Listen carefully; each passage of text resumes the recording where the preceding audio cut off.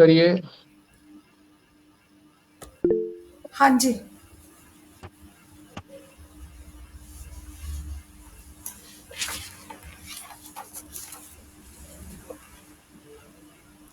ॐ भद्रं कर्णेभिः शृणुयाम देवा भद्रं पश्येमाक्षभिर्यजत्राः स्थिरैरङ्गैस्तुष्टुवां सतनुभिर्यशेम देवहितं यदायुः। ॐ शान्तिः शान्तिः शान्तिः। स्वस्ति न इन्द्रो वृद्धश्रवः स्वस्ति न पूषा विश्ववेदाः स्वस्ति न तार्क्ष्यो अरिष्टनेमिः स्वस्ति न बृहस्पतिर्दधातु। ॐ शान्तिः शान्तिः शान्तिः। हरि ओम। बहुत अच्छे।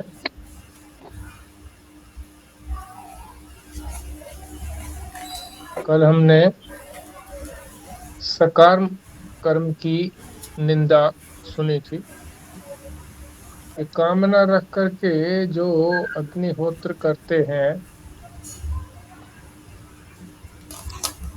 वो समझते तो ये हैं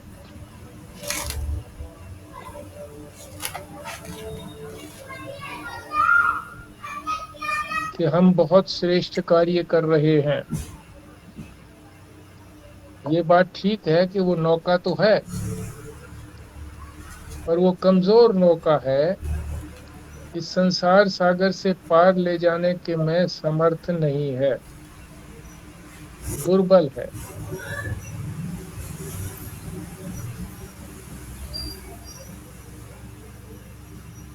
क्योंकि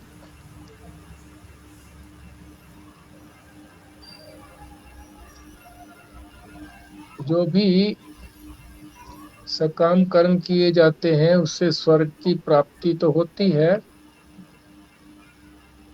पर स्वर्ग की प्राप्ति होने के बाद भी जब तक वो पुण्य होते हैं तब तक स्वर्ग में रहते हैं। उसके बाद फिर वही जन्म मरण बुढ़ापा जो भी कुछ यहाँ पर है उसी प्रकार वहां भी होता है। फिर आगे ये भी बताया था कि सकाम कर्म की दुर्दशा, जो सकाम कर्म करने वाले हैं उनकी क्या दुर्दशा होती है, दुर्गति होती है। 3 श्लोकों में बताया था।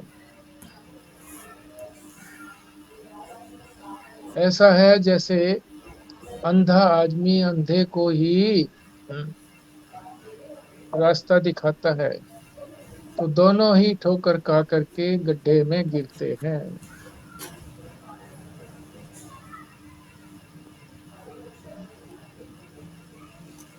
करते तो वो हैं, इष्ट कर्म भी करते हैं देवताओं की प्रसन्नता के लिए, देवताओं से कुछ प्राप्ति के लिए करते हैं कि वो प्रसन्न हो जाएं तो कुछ दे। ये इष्ट कर्म कहलाते हैं। और पूत कर्म, पवित्र कर्म, धर्मशाला, चिकित्सालय, विद्यालय, कुआं, बावड़ी, तालाब,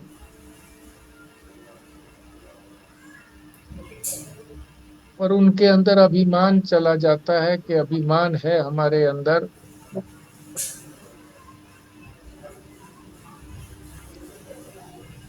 और जितना जितना उनके अंदर वेग होता है उतना उतना, जैसे पत्थर को फेंके, जितने वेग से फेंकेंगे उतने वेग की दूरी तक तो जाएगा, फिर गिर जाएगा। तो वो ये समझते हैं कि हम तो श्रेष्ठ हैं, पूत कर्म कर रहे हैं, किए हैं, इष्ट कर्म भी हम करते हैं,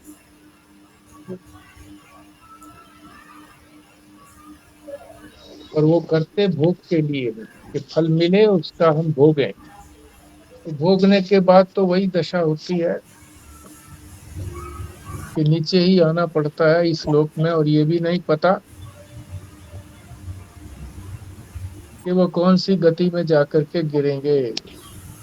मनुष्य योनि में ही वापस मिलेगा उनको, या किसी और योनि में, पशु पक्षी कीट पतंग आदि की योनि में जाएंगे, कर्तापन के अभिमान के कारण। तो इस सकाम कर्म का सार क्या हुआ कि सकाम कर्म जो है वो इस संसार सागर से पार लगाने के लिए नैया नहीं है। इसलिए कामना रख करके कर्म नहीं करने चाहिए। यहाँ तक हमने कल किया था। आज हम निष्काम कर्म की बात समझेंगे। यदि निष्काम कर्म किया जाता है, कामना नहीं रखी है, फल प्राप्ति की इच्छा नहीं रखी है, तो क्या परमात्मा की प्राप्ति हो जाएगी? जब तक परमात्मा की प्राप्ति नहीं होती है तब तक इस संसार सागर से पार नहीं जाया जा सकता। मरण से मुक्ति नहीं होती।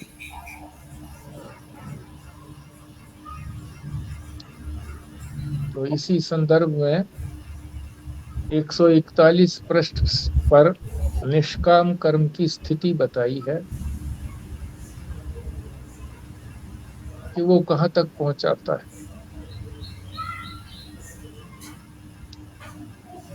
परमात्मा की प्राप्ति तो होती ही नहीं, और मरने से मुक्ति भी नहीं होती। 11वां मंत्र है इसके लिए। तपः श्रद्धे ये हयूप संत्य अरण्य शांता विद्वांस भक्षचर्या भैक्षचर्या चरन्तः सूर्य द्वारेण ते विरजा प्रयान्ति यत्र अमृतः स पुरुषः हैव्ययात्मा। अर्थ समझते हैं।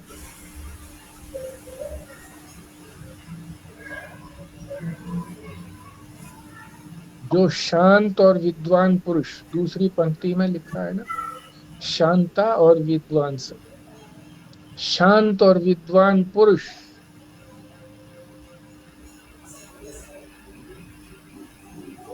अरण्य, पहली पंक्ति का अंतिम अर्थ है अरण्य, वन में रहकर भैक्षचर्या चरंत, भैक्षचर्या का मतलब भिक्षावृत्ति से रहते हैं, जीवन निर्वाह करते हैं। ऐसा करते हुए पहली पंक्ति में पहले ही दूसरा अर्थ है कि तप भी करते हैं, तपस्या, और श्रद्धा भी बहुत होती है उनके अंदर, और विरजा, तीसरी पंक्ति में बीच में शब्द है एक विरजा। विरजा का मतलब है रज से, रजोगुण से परे। तो रजोगुण में तो पाप होता है, तो पाप रहित होकर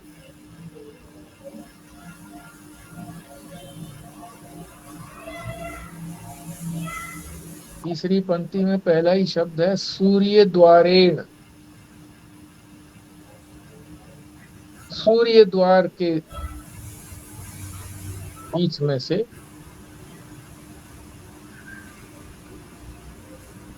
जहां सूर्य चमकता है, तो सूर्य द्वार कहो उसको कि इस रास्ते से, द्वार माने रास्ता, सूर्य द्वार कहो या उसको उत्तरायण कहो। दो मार्ग बताए हैं, एक उत्तरायण एक दक्षिणायन। तो उत्तरायण जो मार्ग से जो लोग जाते हैं, श्रेष्ठ लोग जाते हैं, वे वहां जाते हैं। कहाँ जाते हैं? यत्र अमृत है, चौथी पंक्ति में, जहां अमृत और अव्यय आत्मा,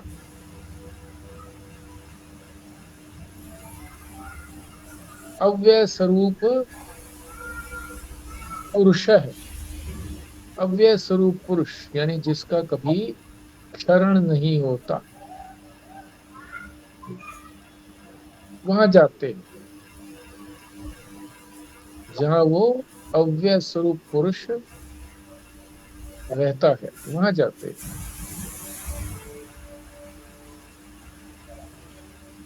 शब्दार्थ है और थोड़ा विस्तार से समझते हैं। जो लोग आयु के अनुसार या अपने दायित्व पूरा होने के बाद जब वानप्रस्थ में चले जाते हैं, वानप्रस्थ में जो धर्म है शास्त्र में बताया है उसके अनुसार जीवन बिताते हैं।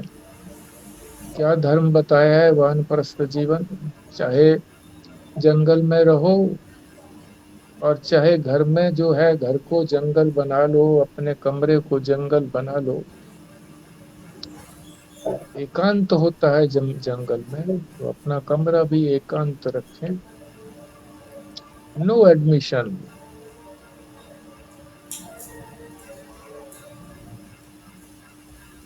तो वो एक प्रकार से जंगल ही हो गया। या जो संन्यास लेते हैं यानी बिल्कुल अब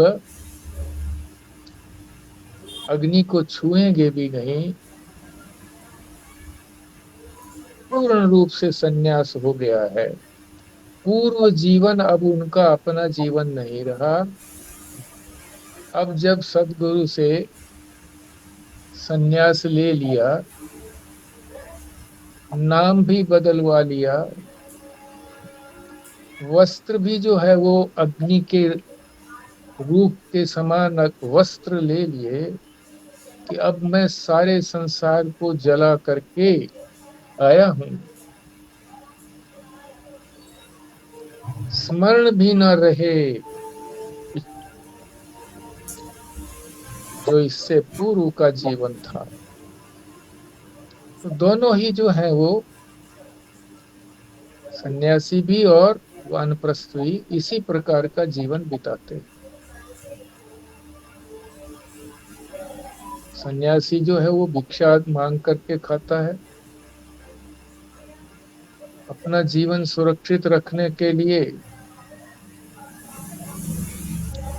कम से कम वस्त्रों को पहनता है, झोपड़ी में रहता है और कोई सुविधा की वस्तु अपने पास नहीं रखता, ताकि कठिन परिस्थिति में भी वो सहन कर सके। कठिन परिस्थिति को भी, सर्दी हो, गर्मी हो, बरसात हो। जो वास्तव में वास्तविक संसार संन्यास लेते हैं वो इसी प्रकार का जीवन बिताते हैं।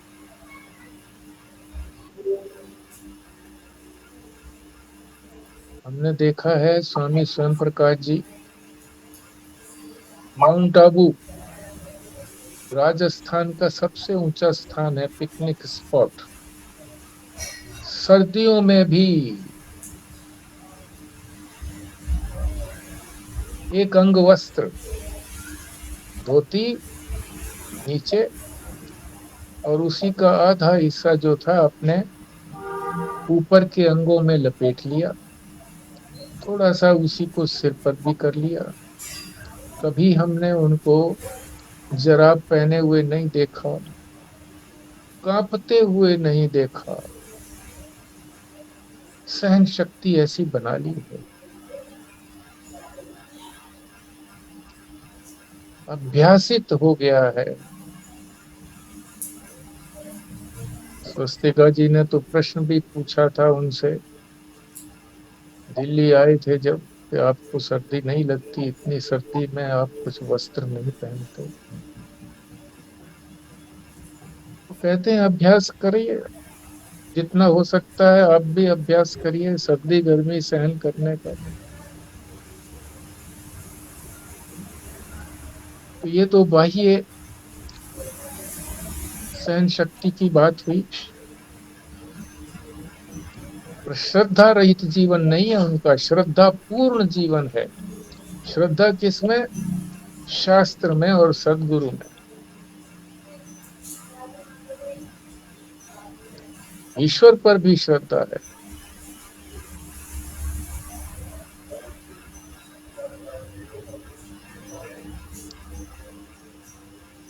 ऐसे जो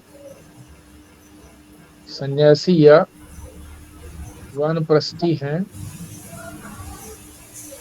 उनसे ये तो उम्मीद ही है कि वो उन्होंने अपने गृहस्थ जीवन में या उससे पहले ब्रह्मचारी जीवन में शास्त्रों का पूरी तरह से स्वाध्याय अध्ययन गुरु के मार्गदर्शन में किया होगा।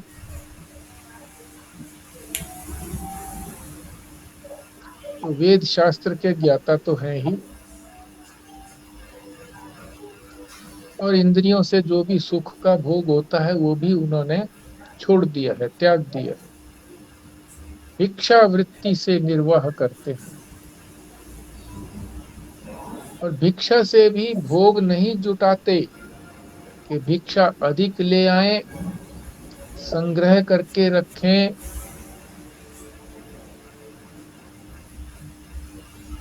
और उसका अनेक दूसरे प्रकार से प्रयोग करें, ऐसा नहीं है।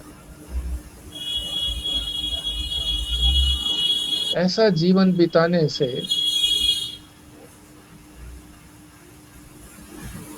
उनका अंतःकरण तो शुद्ध ही हो जाता है, यानी मन उनका निर्मल हो जाता है।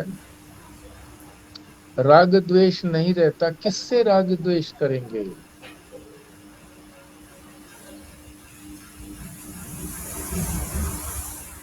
जब है ही एकांत, फिर उन्होंने जो भी शास्त्र उपनिषद आदि का स्वाध्याय किया है उससे अपने आप को ये जान लिया है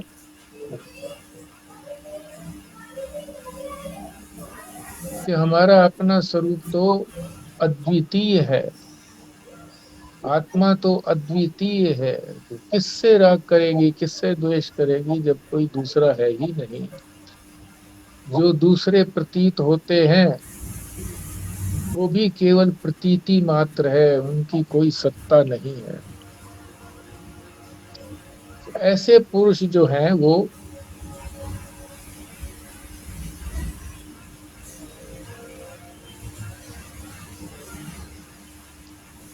अमृत तत्व को और अव्यय आत्मा,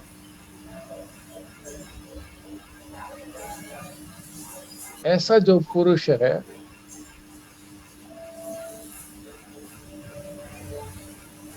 कौन है? वो ऐसा पुरुष ब्रह्मा जी। उनके लोक में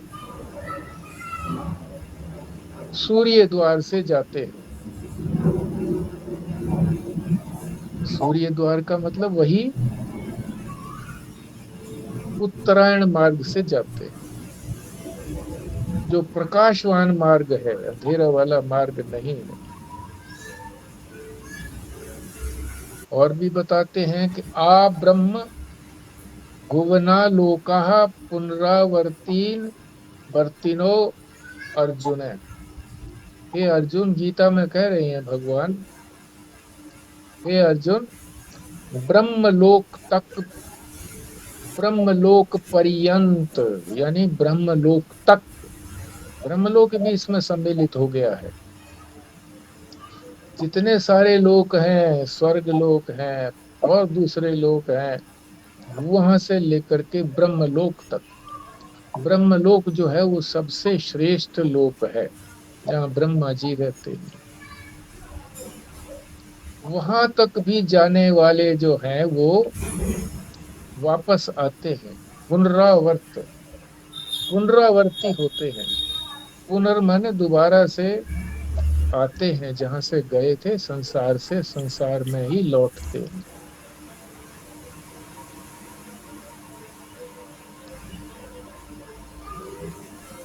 उनके लिए थोड़ी राहत की बात यह है कि जो लोग वहां रह करके भी उनके मन में जिज्ञासा की तीव्रता हो जाती है कि मैं परमात्मा के स्वरूप को जानूं, तो ब्रह्मा जी उनको फिर तत्व ज्ञान की का उपदेश देते हैं कि तत्व क्या है, जिससे क्या होता है, उनकी मुक्ति तो होती है पर क्रम मुक्ति होती है। यानी साक्षात मुक्ति नहीं होती, तुरंत मुक्ति नहीं होती है, सद्य मुक्ति नहीं होती है। सद्य माने तुरंत, उसी समय जहां ज्ञान हुआ और सद्य मुक्ति होगी, ऐसा नहीं होता है। तो फिर मुक्ति किस प्रकार की होती है कि वो जब तक महाप्रलय नहीं होती तब तक ब्रह्मलोक में रहते हैं।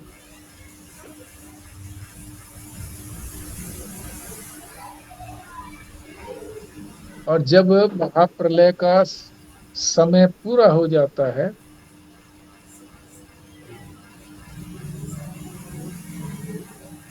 तो ब्रह्मा जी ने जो तत्व ज्ञान का उपदेश दिया है उसके सहारे वो, जब ब्रह्मा जी का काल पूरा होगा, काल तो गीता में हमने पढ़ाई था कितना बड़ा काल है। एक दिन उनका बहुत बड़ा बताया था, फिर एक रात बहुत बड़ी बताई थी, और फिर 100 वर्ष या 1000 वर्ष का उनका काल है। जीवित रहते हैं वो या कार्यरत रहते हैं, कौन? ब्रह्मा जी। तो वो जब मुक्त होते हैं तभी वो भी मुक्त होता है। और जिसको में जिज्ञासा नहीं होती, क्योंकि जिज्ञासावान को ही शास्त्र ने आदेश दिया है कि गुरु जो है उसी को उपदेश दे। जिनमें जिज्ञासा नहीं होती उनको तो फिर वापस इसी लोक में आना पड़ता है। तो कौन से लोक में, इस लोक में आएंगे तो कौन सी योनि में आएंगे, कहाँ जन्म लेंगे? जैसे उनके कर्म बचे हुए हैं। यदि कर्म उनके बहुत अच्छे कर्म बचे हुए हैं, पुण्य कर्म बचे हुए हैं, तो मनुष्य योनि मिलेगी। यदि अच्छे कर्म नहीं किए हुए हैं तो दूसरी योनि भी मिलने की संभावना है। तो ये निष्काम कर्म की स्थिति बता दी कि निष्काम कर्म की स्थिति तो बहुत अच्छी है, इससे मुक्ति तो मिलती है। जिज्ञासु को ही मुक्ति मिलती है, अन्यथा ब्रह्मलोक में जो इतना लंबा काल है कि उसकी गणना जो है वो सामान्य गणना नहीं है। उस गणना तक, इतने समय तक वो वहां पर भोग भोगते हैं।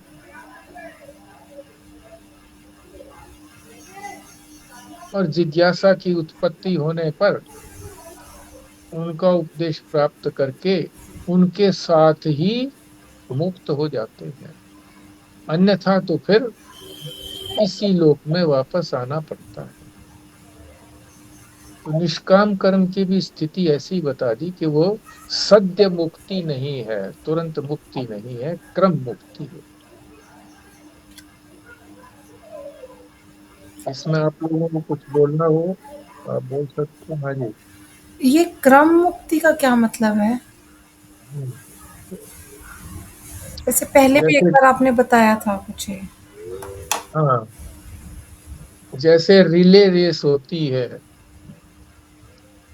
5 साल के बाद जो ओलंपिक गेम्स होते हैं, बहुत बड़ा ग्राउंड होता है, उसके अंदर मशाल लेकर के खिलाड़ी जो हैं दूरी दूरी पर खड़े कर दिए जाते हैं, क्योंकि काफी लंबा घेरा होता है। तो दौड़ करके वो दूसरे खिलाड़ी को दे देता है, फिर दूसरा खिलाड़ी तीसरे को दे देता है। ये है क्रम, एक के बाद दूसरा, एक के दूसरे के बाद तीसरा। तो यहाँ ये क्रम है कि पहले तो ब्रह्मा जी के लोक में वो सुख भोगेंगे।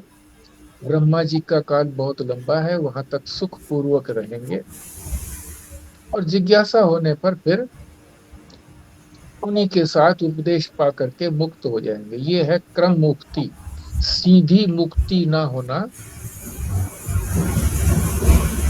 इंस्टॉल में मुक्ति कहो उसको, इंस्टॉल में।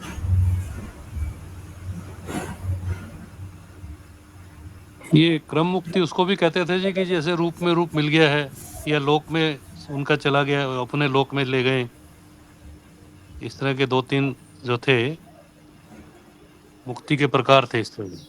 हाँ, भक्त भक्त लोग जो हैं उसको उसको मुक्ति मानते हैं, वो उसको क्रम मुक्ति नहीं कहते। वो तो मुक्ति ही कहते हैं कि अपने इष्ट के लोक में चले गए, इष्ट के लोक में रहने का उनको उनके सानिध्य मिल गया तो मुक्ति हो गई। उन जैसे ही मैं हमने अपना रूप बना लिया तो ये हमारी मुक्ति ही है। उसका उनकी नाम भी है जी, सेवा करने को। सालोक्य मुक्ति, सारूप्य मुक्ति, सायुज्य मुक्ति। हाँ, बिल्कुल बिल्कुल, सालोक्य। हाँ, उसी लोक में सायुज्य, उनसे जुड़ जाना। और क्या बोला? सारूप्य। सारूप्य, उन्हीं जैसा रूप धारण कर लेना। उन्हीं जैसा रूप धारण करना तो बहुत वर्षों पहले न्यूज़पेपर में एक सूचना, खबर आई थी कि एक बहुत बड़ा अधिकारी आईएएस पास करके और बहुत वर्षों तक बड़े उच्च सेक्रेटरी तक पहुंच गया था, उसने रिटायरमेंट ले ली और उसी रूप में वो यहाँ रहने लग गए, वृंदावन में चले गए। वैसे ही कपड़े जैसे श्री कृष्ण जो थे उसी तरह के कपड़े पहनते थे, और वही मुरली रखते थे, उसी तरह से डांस करते थे। लोग उनको देखते थे, बड़े हैरान होते थे। जिन लोगों को ये पता था कि ये बहुत बड़ी उच्च अधिकारी से रिटायर होकर के या वहां से अवकाश लेकर के आए हैं, और भी अधिक प्रभावित होते थे। सारूप्य मुक्ति का तो एक उदाहरण ये भी था जी, रामकृष्ण परमहंस जी को भी हनुमान जी की तरह पीछे उभार आ गया था पीठ पे, वहां पर पूंछ की तरह। अच्छा, हाँ, ठीक है, ये भी ठीक है।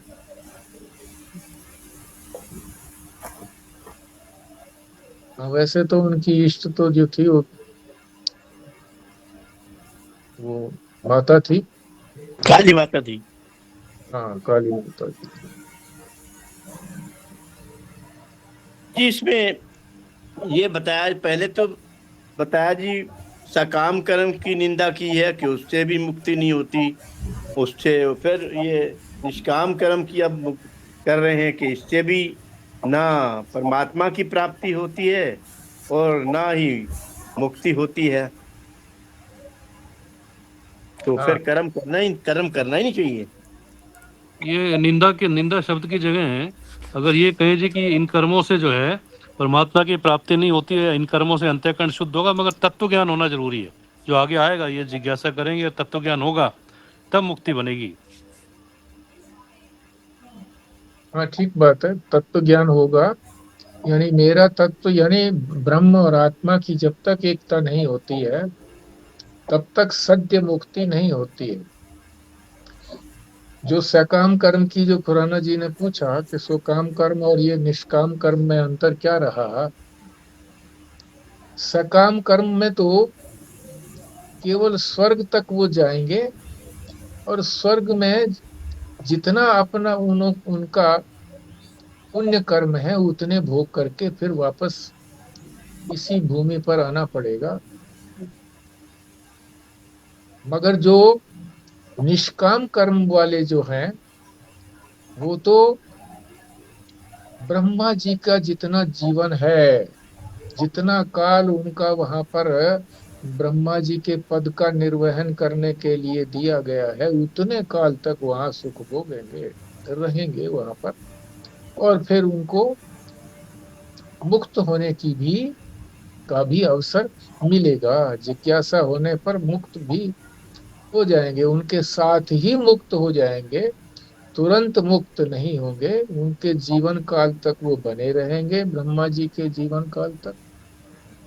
कार्यकाल कहिए, जीवन काल नहीं, कार्यकाल तक रहेंगे, जब तक उनको ये कार्य मिला हुआ है, ब्रह्मा का पद मिला हुआ है। बहुत लंबा समय है वो, गीता में हम पढ़ चुके हैं, इतने हजार वर्ष इसमें कितना लिखा हुआ है। फिर मुक्त हो जाते हैं, तो बड़ा अंतर है, मुक्ति है इसमें, पर ये क्रम मुक्ति नहीं है, सीधे मुक्ति नहीं है, तुरंत मुक्ति नहीं है उसमें, तो मुक्ति का कोई तात्पर्य ही नहीं है। ये अंतर है।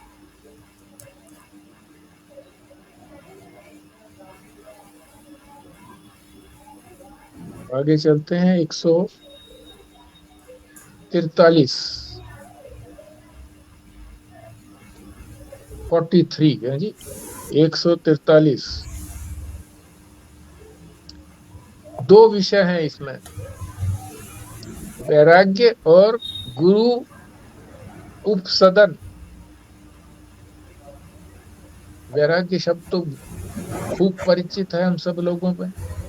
गुरु उपसदन का मतलब है गुरु की शरण लेना, शरण लेकर के उनके पास रहना, गुरु उपसदन। इन दो शब्दों की बहुत बड़ी व्याख्या की है इस शास्त्र के अंदर। बार बार गुरु शब्द का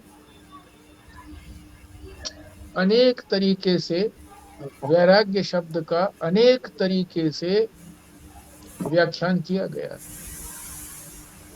और इसी तरह से गुरु का भी अनेक प्रकार से उपसदन, शरण लेना, गुरु की शरण किस प्रकार से ले, ये सब विधान शास्त्र में कहा गया है। और ये हमारे साधना का विषय है। निष्काम कर्म भी हमारी साधना का विषय है, क्योंकि अंतःकरण की शुद्धि तो चाहिए ही चाहिए। अंतःकरण की शुद्धि के बिना तो विवेक भी नहीं होगा, वैराग्य भी नहीं होगा। तो ये तो प्राथमिक है, अंतःकरण की शुद्धि। वो भी हमारे निष्काम कर्म से संभव है, वो भी हमारे साधना का विषय है। और ये वैराग्य भी और गुरु की शरण में जाना, ये भी हमारी साधना के लिए ही है।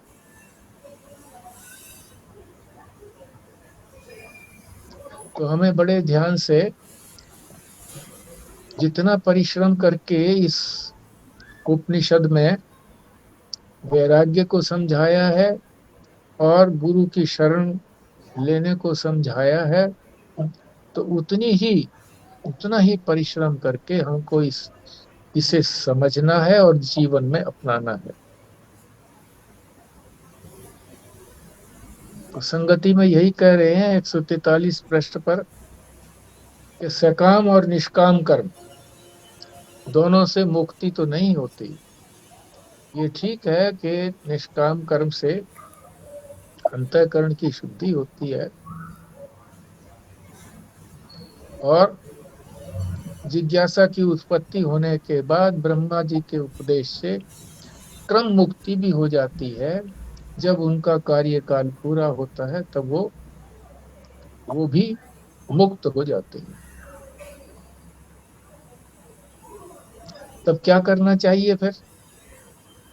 दोनों प्रकार से, यानी कर्म करने से दोनों प्रकार से मुक्ति नहीं होती, तो क्या करें? अब ये पराविद्या की बात आ गई है। पराविद्या, दो विद्याएं बताई थी, परा और अपरा। यद्यपि ये भी अपरा में ही है,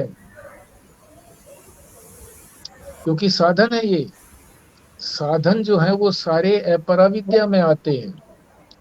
परा विद्या तो सिद्ध वस्तु है, परमात्मा का स्वरूप है। तो यहाँ तो परमात्मा का स्वरूप तो बता नहीं रहे हैं, यहाँ तो साधक के लिए साधना के सोपान बता रहे हैं, सीढ़ियां बता रहे हैं कि किस प्रकार से करे। तो परा विद्या में तो जब तक कर्तापन की निवृत्ति नहीं होती है, तब तक परा विद्या में प्रवेश नहीं है। और यहाँ तो अभी कर्तव्य कर्म बचा हुआ है, और वो कर्तव्य कर्म संसार के लिए नहीं है, परमात्मा की ओर बढ़ने के लिए कर्तव्य कर्म है।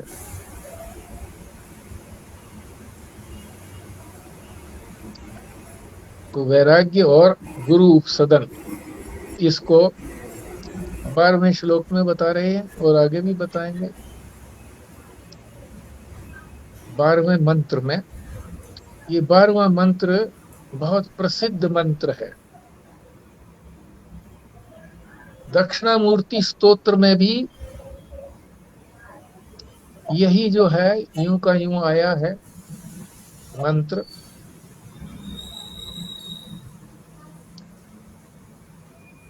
इसको बड़े ध्यान से हम सुनेंगे। परीक्ष लोकान कर्मचितान ब्राह्मणो निर्वेद माया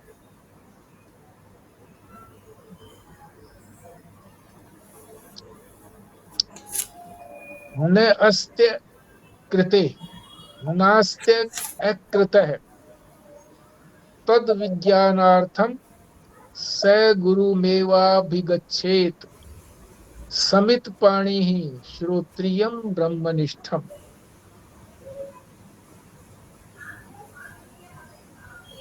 शाब्दिक अर्थ, ब्राह्मण को, पहली पंक्ति में अंतिम अर्थ शब्द है ना, ब्राह्मणो, ब्राह्मण को इनसे विरक्त होना चाहिए। निर्वेद का मतलब है विरक्ति, वैराग्य। किससे वैराग्य होना चाहिए?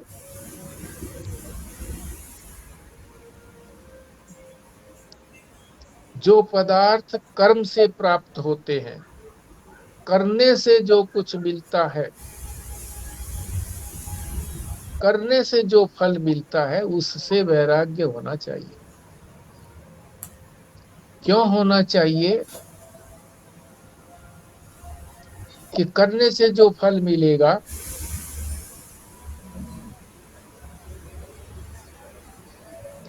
उसको भोगने पर,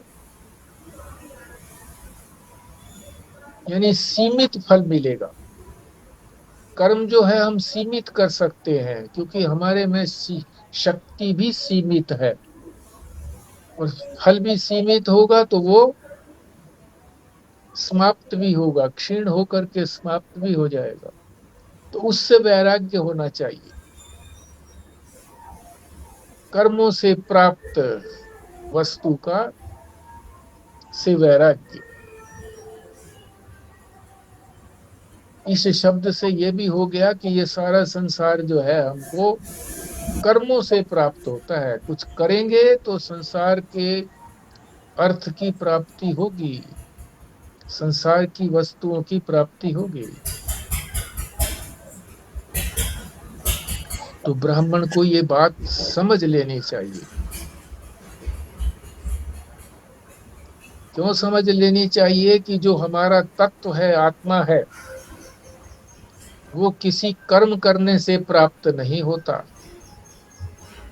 कर्म करने से तो जो अन्य वस्तु है उसको हम प्राप्त कर सकते हैं, जो हमारे से अन्य है। आत्मा तो हमारे से अन्य नहीं है, आत्मा तो हम ही हैं। उसकी प्राप्ति के लिए क्या कर्म करेंगे?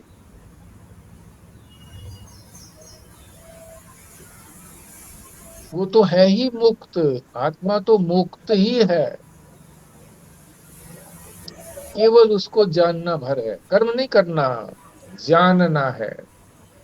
अब जानने को आप कर्म बेशक कह लो, क्योंकि जानना तो किसी चीज को परिवर्तन नहीं करता, जैसी वस्तु है उसको वैसा ही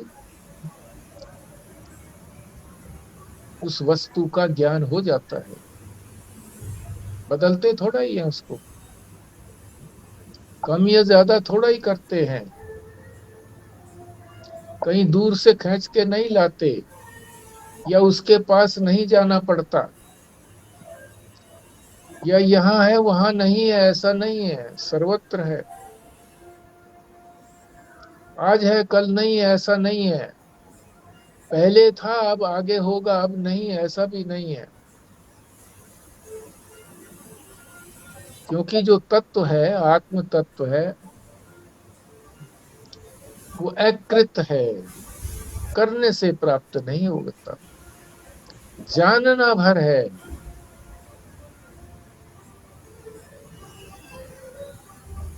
और फिर आगे क्या कहा?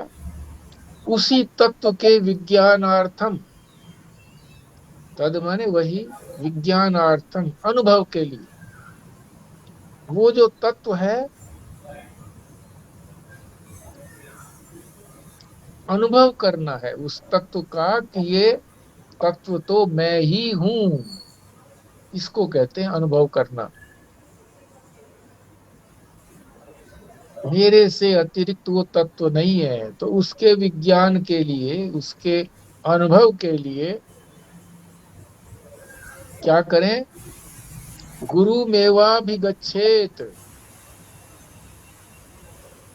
गुरु मेव, गुरुम एव अभिगच्छेत, एव माने ही, गुरु के पास जाने से ही काम बनेगा, ही जो लग गया ना, और कहीं जाने से काम नहीं बनेगा, गुरु के पास ही जाने से काम बनेगा। और किस ढंग से जाएं? संविधा हाथ में लेकर के।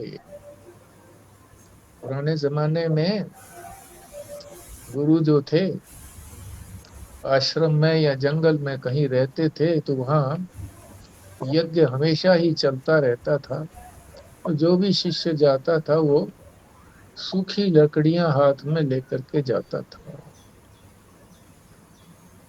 ताकि यज्ञ जो है निरअवरत चलता रहे, बिना रुकावट के चलता रहे। ठीक है, वो तो ले लिया, पर वो होना कैसा चाहिए? पदार्थ नहीं, जो संविधा लेकर के जा रहा है शिष्य,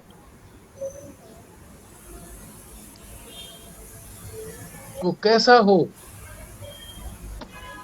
तो बता दिया, जिज्ञासु हो, जानने की इच्छा वाला हो। जानने की इच्छा तो सारे संसार में सभी लोगों को है।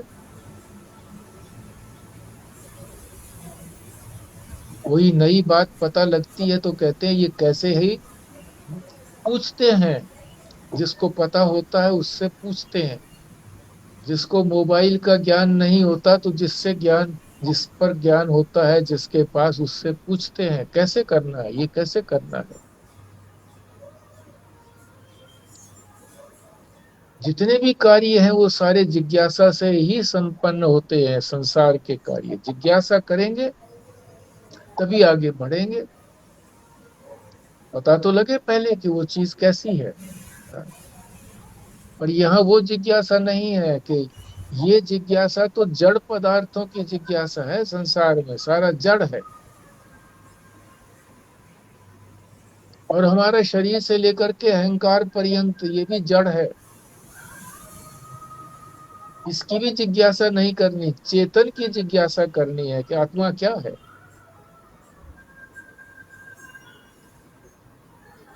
उसको ठीक समझने के लिए अनात्मा का भी ज्ञान होना चाहिए, तभी तो विवेक होगा, अलग कर पाएंगे हम उससे। क्योंकि हम जो है उसके साथ ही एकम एक हो गए हैं। आत्मा और अनात्मा दोनों को मिल करके हम अपने आप को मैं जानते हैं, आत्मा जानते हैं।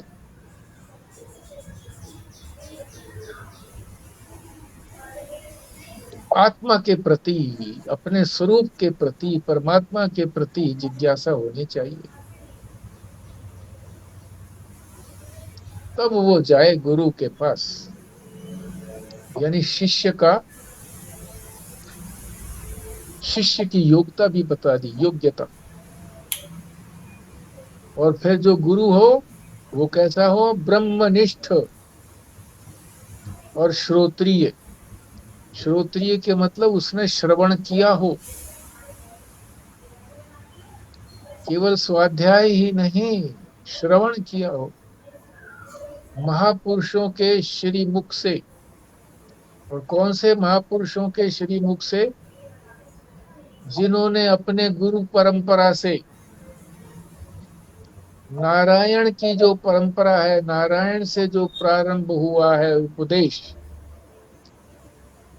नारायण से उसके शिष्य ने, यानी नारायण ने अपने शिष्य को जो कुछ उसे ज्ञान था वही का वही ज्ञान अपने शिष्य को कराया।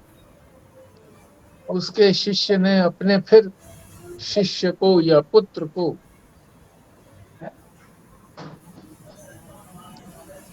ज्ञान कराया। और इस प्रकार से क्रम से सीढ़ी से उतरते उतरते जो महापुरुष हम गुरु बनाएंगे वो ऐसा ही होना चाहिए। संप्रदाय परंपरा से, संप्रदाय का मतलब कोई किसी मत से मतलब नहीं है।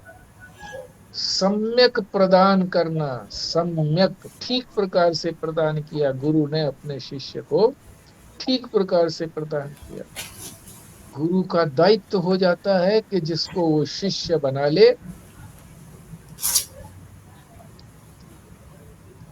उसको अपने जैसा ही बना ले, दायित्व है उसका।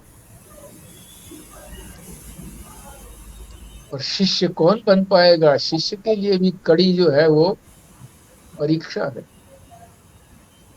कड़ी परीक्षा के बाद ही जिसने पूरा समर्थ अपना शरण ले ली है प्रत्येक प्रकार से,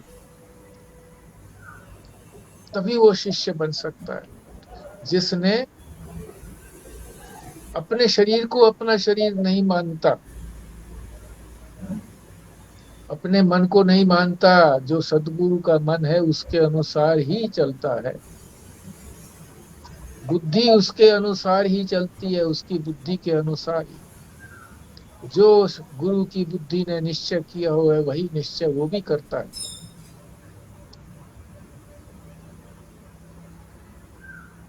जिस चीज का अहंकार उसने गुरु ने कर रखा है, अहंकार न कह करके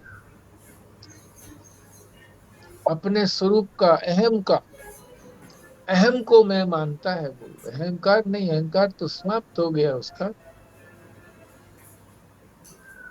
उसके लिए भी अहम शब्द है, अहम, उसको मैं मानता है। तो इसी प्रकार से अपनी आत्मा को ही जो मैं मानता है शिष्य,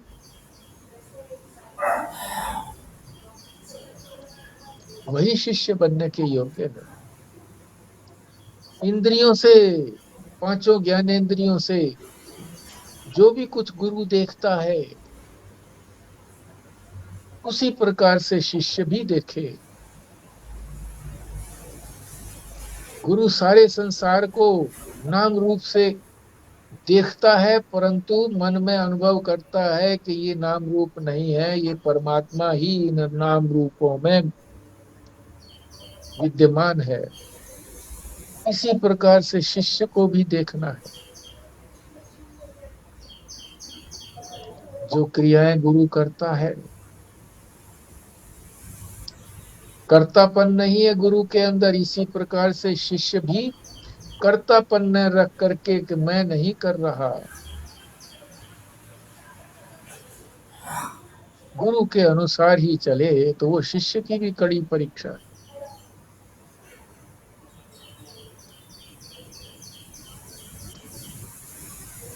श्रोत्रिय भी हो और फिर गुरु जो है ब्रह्मनिष्ठ भी हो, यानी उसने ब्रह्म से एकता अनुभव की हो, ब्रह्म स्वरूप हो गया हो, उसको कहते हैं ब्रह्मनिष्ठ।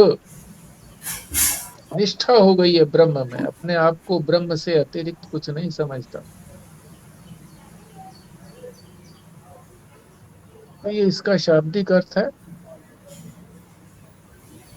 अब ये एक एक चीज को बड़े ढंग से समझाएंगे। कर्म चितान लोकान परीक्षे, कर्म चितान, कर्म से बनने वाला पदार्थ,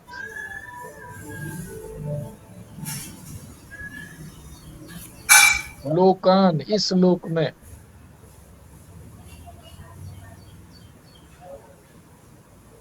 चाहे इस लोक में, लोकान माने दोनों लोक आ गए,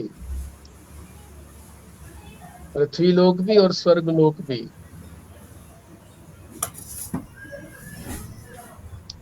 इन दोनों में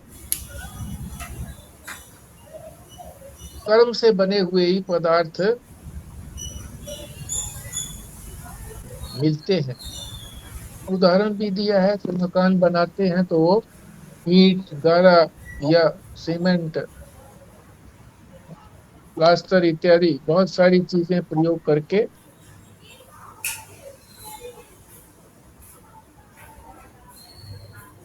बहुत परिश्रम करके बनता है।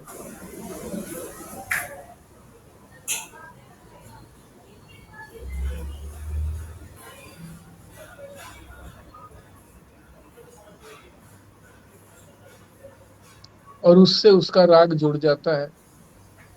हम लोग जो मकान बनाते हैं इसी तरह से, या बना बनाया लेते हैं, उसी से राग हो जाता है कि ये मेरा ही है, मेरे रहने के लिए ही है, उपयोगी है मेरे लिए है, किसी अन्य के लिए तो है ही नहीं। पैसा मेरे ही उपयोग के लिए है, दूसरे के उपयोग के लिए क्यों हो, मैंने कमाया है।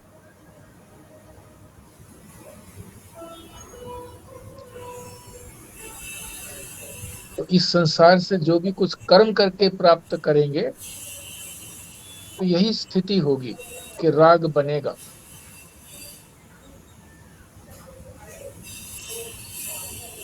इस श्लोक में ये कह रहे हैं कि कर्म चितान, इस मंत्र में कह रहे हैं कर्म चितान, कर्म से जो प्राप्त है, लोकान, दोनों लोकों में कर्म से जो चीज प्राप्त होती है उसकी परीक्षा तो करो, विचार तो करो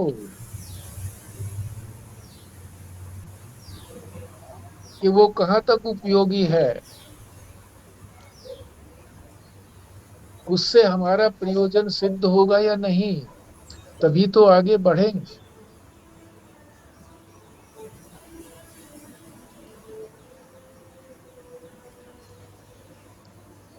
144वां पृष्ठ है।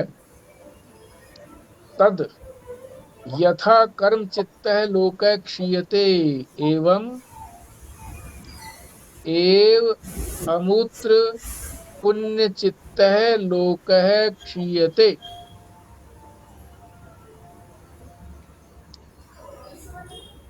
ये हमारे को आदेश है, हमें समझाया जा रहा है कि हमें ये समझना चाहिए कि इस लोक के अंदर जो कुछ भी हम कर्म से बनाते हैं, कुछ भी बनाए, मकान मकान की बात नहीं है, धन की भी बात ले लो, धन भी इकट्ठा किया तो वो भी क्षीयते।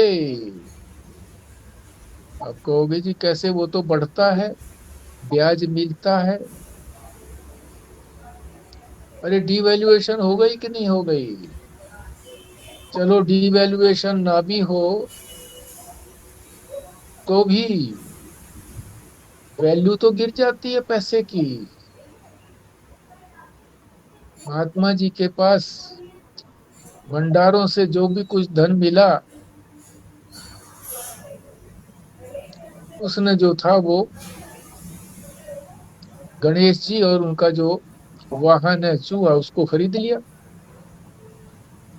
रख लिया।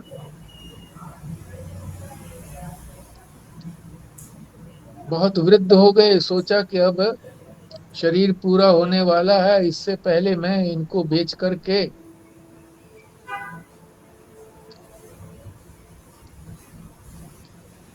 भंडारा कर दूं, आत्माओं को खिला दूं। सुनार के पास गया, उन्होंने कहा जी इतने पैसे गणेश जी के और इतने पैसे चूहे के। महात्मा बड़े क्रोधित हुए, अरे तू चूहे के बराबर ही लगाता है क्या?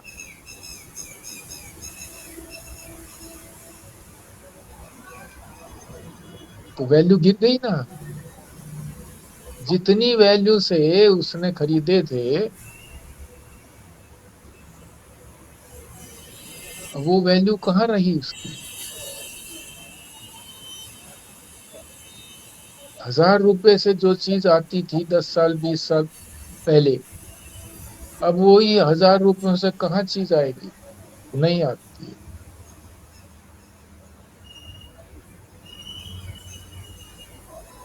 तो समय पा करके इस संसार से जो प्राप्ति होती है, समय पा करके वो क्षीण हो जाता है। इसीलिए कहा है कि इस बात पर विचार करो, परीक्षा करो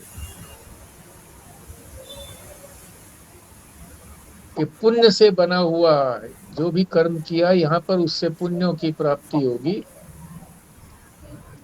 जो पुण्यों की प्राप्ति होकर के स्वर्ग लोक में जाएंगे वो भी क्षीण होता है, नष्ट होता है। कंकड़ चुन चुन महल बनाया, लोग कहें घर मेरा है। ना घर मेरा ना घर तेरा, चिड़िया रैन बसेरा है। जितने दिन रहना उतने दिन रहेंगे, छोड़ के चले जाएंगे।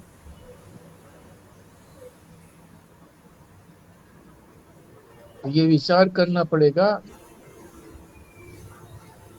कि मिलेगा क्या कर्म करने से। भोग मिलेगा ना, बस भोग के लिए करते हैं। और भोग क्या मुझे मिलेगा? भोग मिलेगा इंद्रियों को, भोग मिलेगा देह को। एसी होगा तो देह को सुख मिलेगा, पसीना नहीं आएगा। या सूक्ष्म देह को होगा, धन इकट्ठा कर लिया तो ये होगा मेरे पास इतना धन है।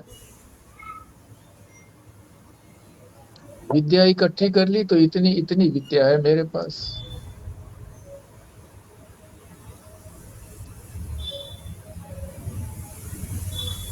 परमात्मा की प्राप्ति तो नहीं होगी, जो हमारा परम लक्ष्य है और वो आनंद स्वरूप है, तो आनंद की प्राप्ति भी नहीं होगी।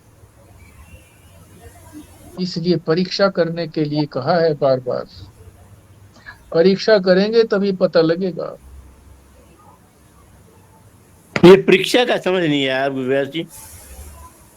विचार विचार ठीक करेंगे ठीक है।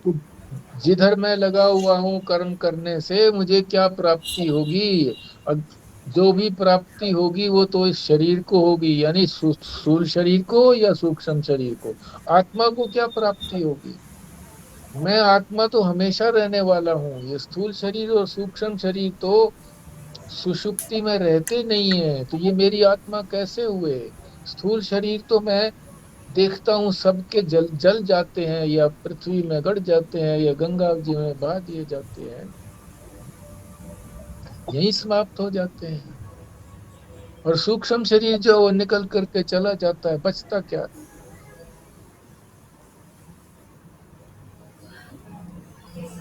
तो ये विचार करना, विचार।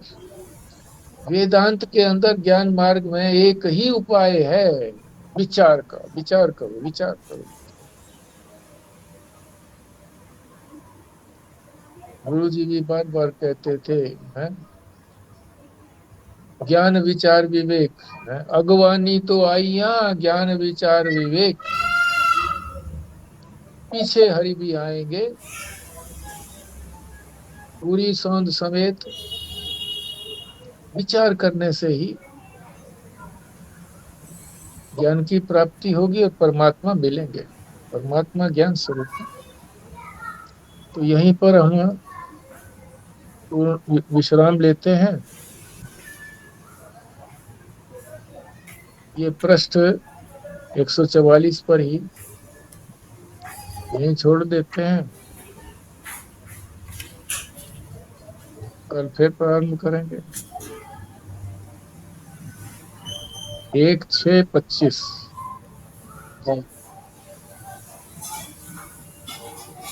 हाँ जी, पराशर जी करिए पूर्ण होती। जी। भद्रं कर्णेभिः शृणुयाम देवा भद्रं पश्येमाक्षभिर्यजत्राः स्थिरैरङ्गस्तुष्टुवांसस्तनूभिः व्यशेमदेभितं यदायुः। ॐ शान्तिः शान्तिः शान्तिः।